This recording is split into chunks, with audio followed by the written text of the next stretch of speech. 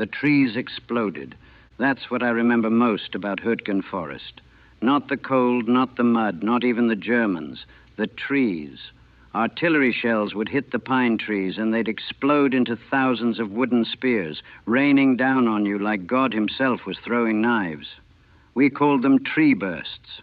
The Germans had it figured out. Aim for the canopy and let physics do the killing. You couldn't dig in properly. Roots everywhere, ground frozen solid. You couldn't see more than 20 yards in any direction. The forest was so thick, so dark, that noon looked like twilight. And somewhere in those trees, the Germans were waiting, always waiting. My name's Jack Brennan.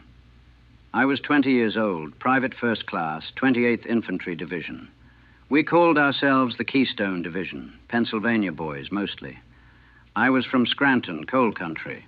Joined up in 43 because it seemed like the right thing to do. Beat the Nazis, save Europe, come home a hero. That's what we thought. Hürtgen Forest wasn't about heroes. It was about surviving the next 5 minutes. We'd landed at Normandy, fought through France. By September 1944, we thought we had the Germans beaten. We'd heard Patton was racing across France, that the war might be over by Christmas. We were confident, battle-hardened. We'd seen combat, knew what we were doing. Then they sent us into those woods.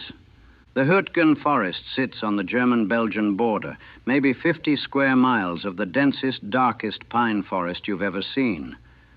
The army needed to take it to protect our flank as we pushed toward the Rhine, clear out the Germans, secure the area, move on. Should have taken a few weeks, they said. We fought there for 3 months. 3 months in hell's own forest. I went in with my squad in November, 9 men, including me. Corporal Tommy Davis from Pittsburgh, our squad leader. Private Mike O'Brien from Philly, always cracking jokes. Private Johnny Martinez from Reading, quietest guy you'd ever meet. Private Carl Jensen from Erie, big farm boy, strong as an ox. Private Bobby Lee Williams from Harrisburg, only black guy in our squad, best shot I ever saw. Private Eddie Kowalski, Brooklyn transplant, talked about his girl constantly. Private Henry Mueller, whose parents were German immigrants. He never talked about that. And Private Sam Goldstein from Pittsburgh, who'd wanted to kill Nazis since before Pearl Harbor. 4 of them died in those woods. The other 5 of us, we died too, just took longer to stop breathing. We entered the forest on November 2nd, 1944. Cold rain falling turned the forest floor into freezing mud. The trees were so thick overhead they blocked most of it, but water dripped constantly from the branches. Everything was wet. Your uniform, your weapon, your skin, that wet cold that gets into your bones and never leaves. The first day was quiet, too quiet. We advanced maybe half a mile, moving slowly, everyone tense. The forest felt wrong, oppressive, like it was watching us. "I don't like this," O'Brien muttered. "Where the hell are the Krauts?" "Watching us," Davis said. "Stay alert." He was right. They were watching, waiting for us to get deeper, to get committed. The Germans had been in these woods for months. They knew every trail, every clearing, every firing position. They'd built bunkers, concrete pillboxes hidden in the trees, covered with logs and earth. You couldn't see them until you were right on top of them. We found the first one that afternoon. Or rather, it found us. We were moving through a small clearing when the MG-42 opened up. That sound, if you've heard it, you never forget it. Like ripping canvas, but faster. 1,200 rounds per minute. The Germans called it Hitler's buzzsaw. Martinez went down first, walked right into the fire lane. I saw his chest just open up. Blood and meat. He dropped without a sound. "Contact front," Davis was screaming. "Get down! Get down!"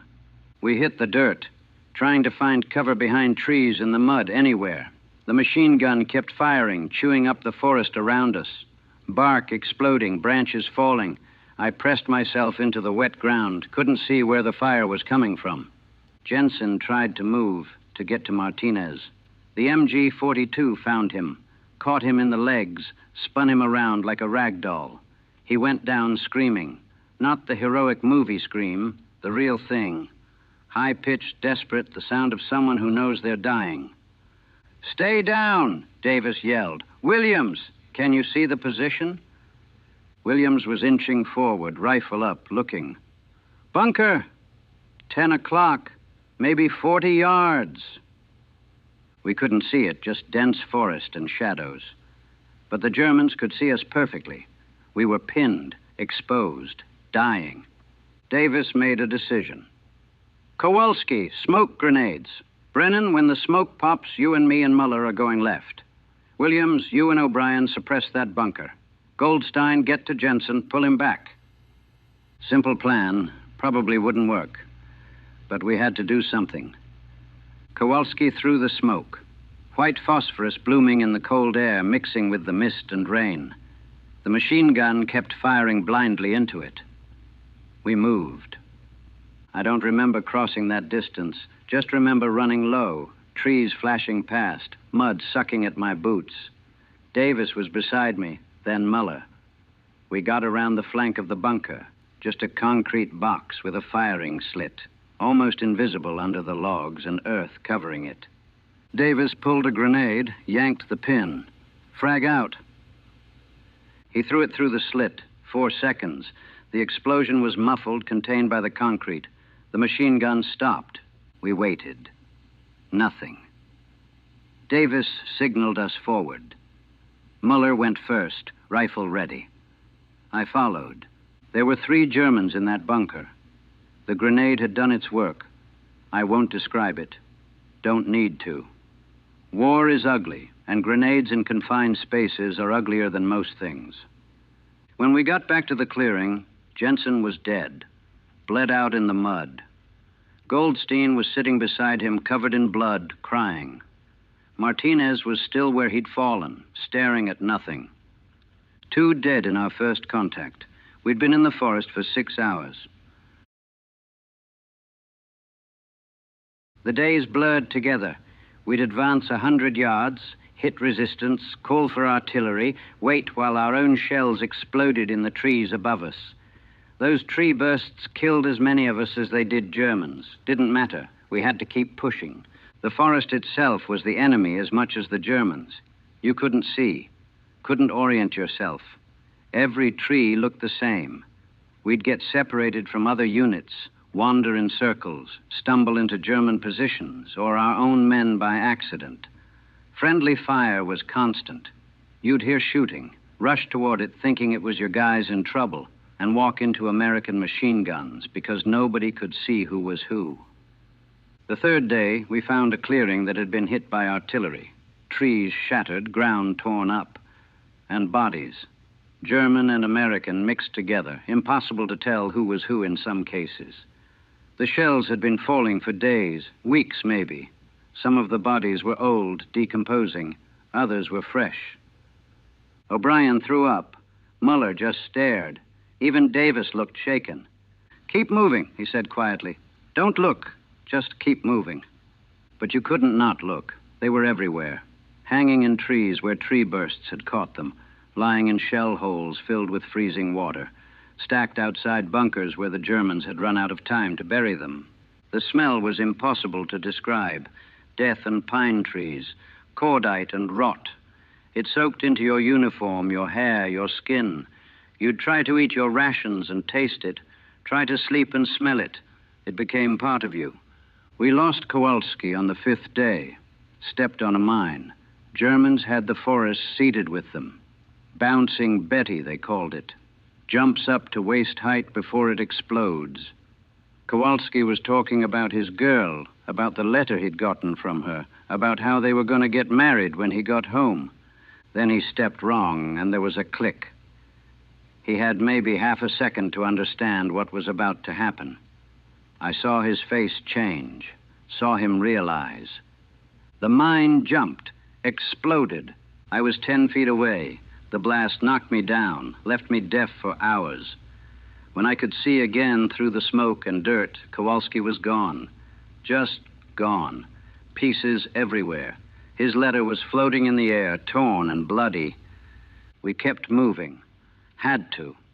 Stay still too long and the artillery would find you, or the Germans would, or you'd freeze to death in the rain.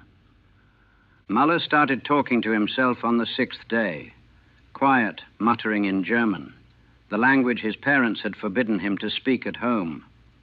Davis tried to snap him out of it, but Muller just kept muttering, kept walking like he was somewhere else.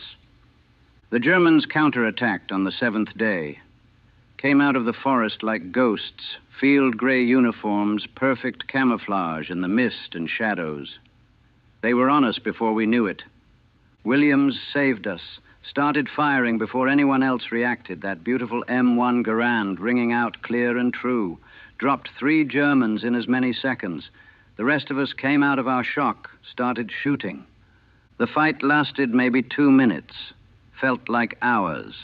Germans and Americans tangled together in the trees, shooting, bayoneting, beating each other with rifle butts and entrenching tools. Pure chaos, screaming in English and German, smoke and blood and mud. When it was over, there were 6 dead Germans around us, and Muller was gone. We found him later, 30 yards away, bayonet in his gut, his own rifle broken beside him. He'd killed the German who killed him. They died together, locked in some final, desperate embrace. We were down to 6 men, Davis, Williams, Goldstein, O'Brien, me, and we'd advanced maybe a mile into the forest. Replacements came up. Green kids, fresh from training, didn't know anything. They looked at us, filthy, hollow-eyed, jumpy, like we were crazy. Maybe we were. They didn't last long. The forest ate them just like it ate everyone else.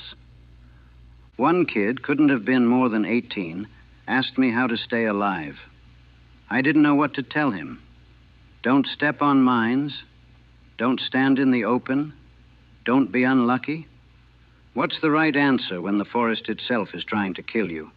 He died that afternoon. Tree burst. Never even saw the Germans who were shooting at us. The weather got worse. November in the Hürtgen was cold and wet, but December was colder. Snow started falling, mixing with the rain. Your feet were always wet, always frozen. Trench foot was epidemic. Guys would take their boots off and find their toes black, dead tissue that would have to be amputated. I stopped taking my boots off. Better to not know. We celebrated Thanksgiving in a foxhole, if you can call it celebrating. Cold K rations and lukewarm coffee from a canteen. O'Brien tried to make jokes about turkey and stuffing. Nobody laughed. Think they're eating turkey back home? Goldstein asked. Probably, Davis said. Sitting around tables with their families, talking about how proud they are of us. Proud, Williams muttered. Yeah, real proud. What would they be proud of? We weren't winning. We were dying. Slowly, painfully, meaninglessly dying in woods that nobody back home had ever heard of, for objectives that didn't matter, taking ground we couldn't hold. We'd advance during the day, the Germans would counterattack at night and take it back. Then we'd attack again in the morning.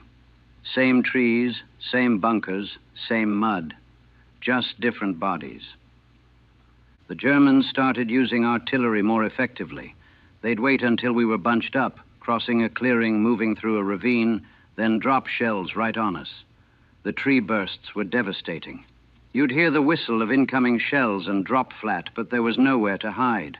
The shrapnel came from above, from the exploding trees. Your helmet didn't help.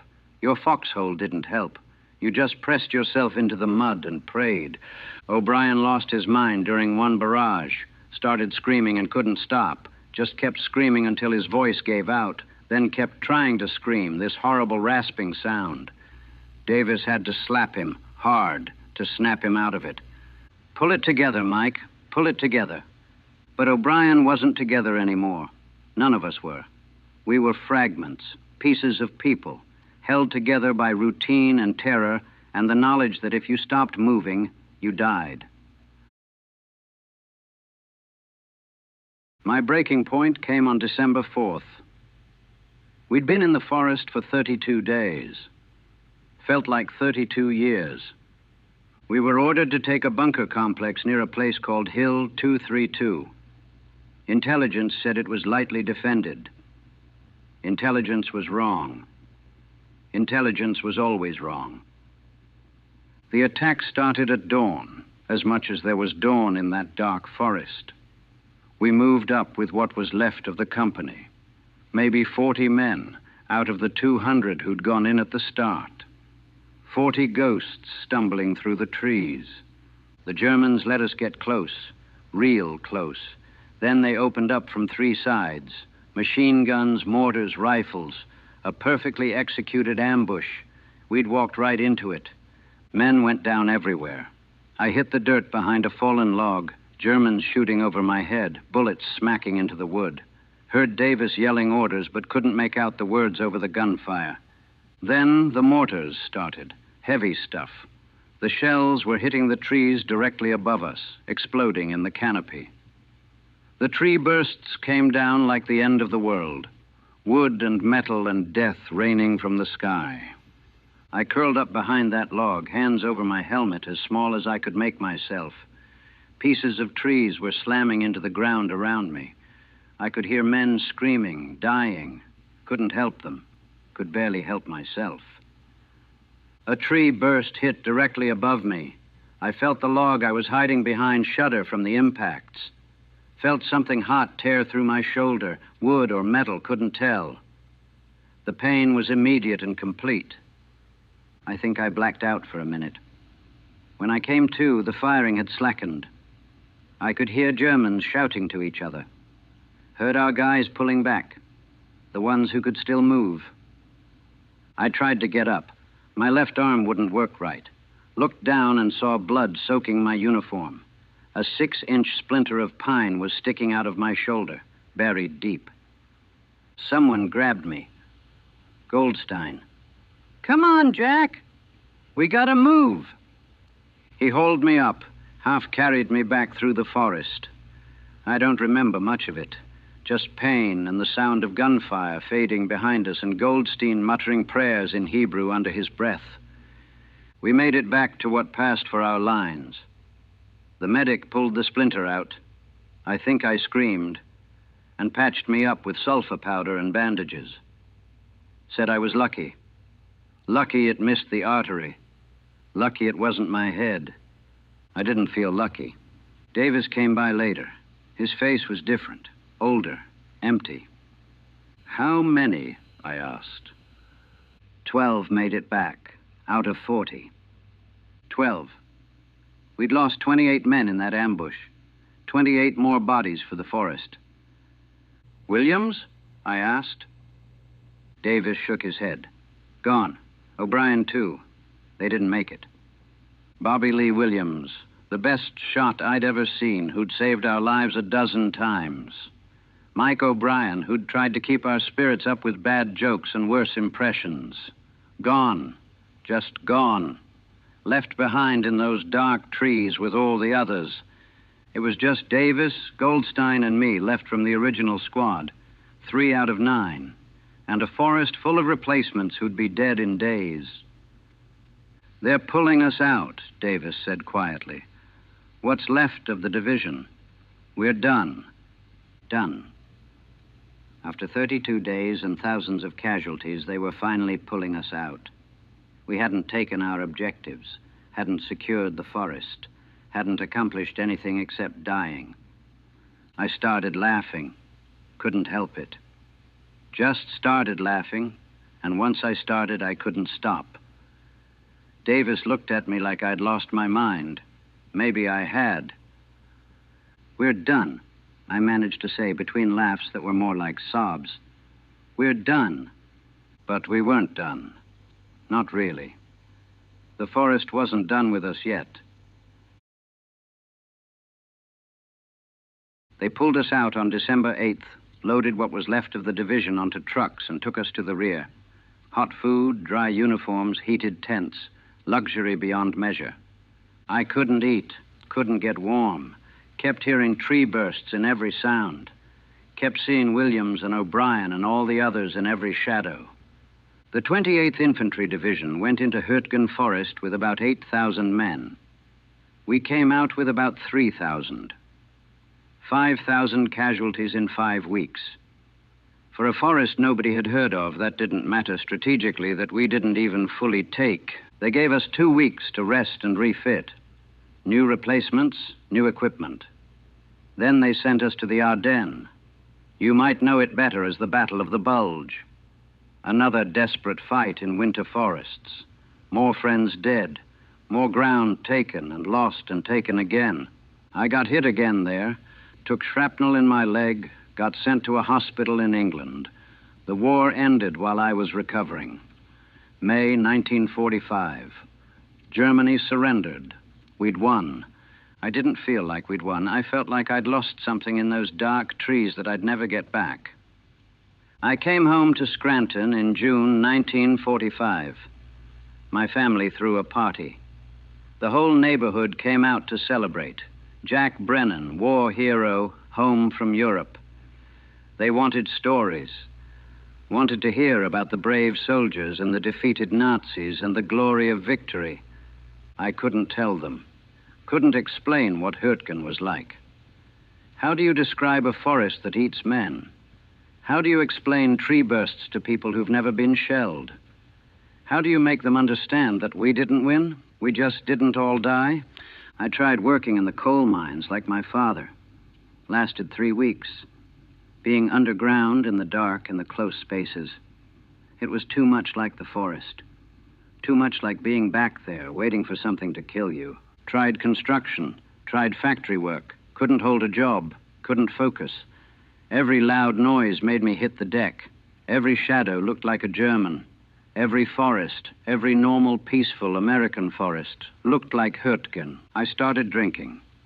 Helped with the nightmares, or at least made them less clear. Made it easier to forget the faces of the dead.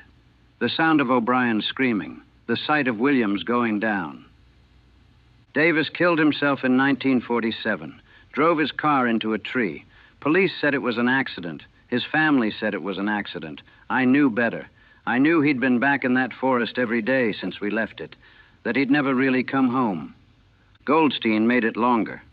Got married, had kids, built a life. But I'd see him sometimes, around Pittsburgh, and his eyes were the same as mine. Empty. Haunted. In 1958, his wife called me.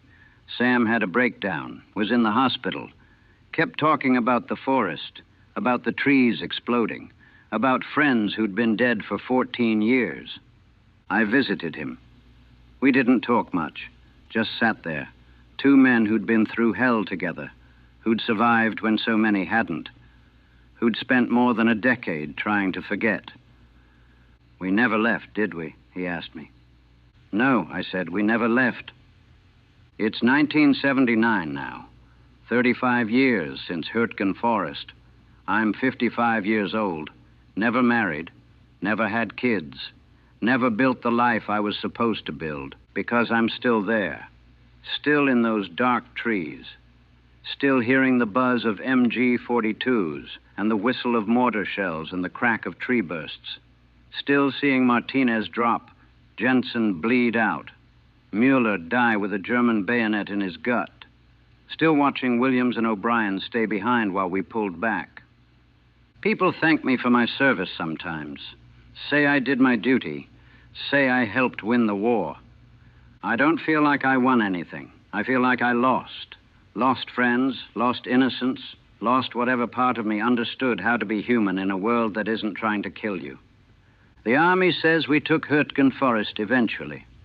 Other divisions went in after us, fought the same battles, took the same casualties.